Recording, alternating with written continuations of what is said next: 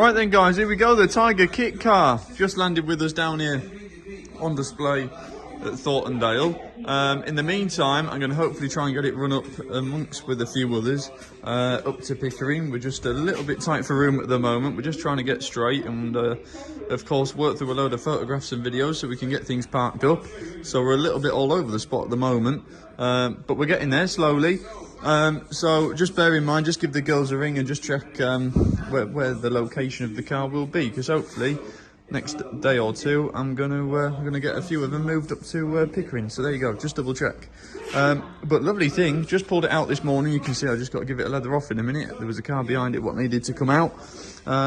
Sounds lovely. Yeah, sounds really nice. Obviously Z-Tech in there on some carbs. You can't beat that, can you? They sound absolutely awesome.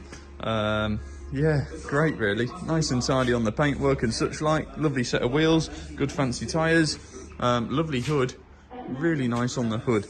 Little bit of a struggle to get in and out of, but once you're in, there's no going back.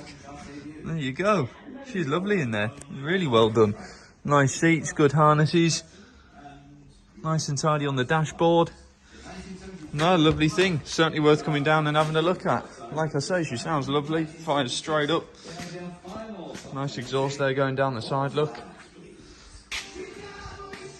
No, looks a lot of car, that. It'd be perfect when the sun's out shortly. It'd be a lot easier to get in and out of with this soft top off, or down should I say.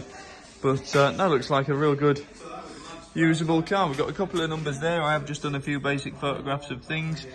But no, really well presented car. Certainly worth coming down and having a look at, guys. There you go.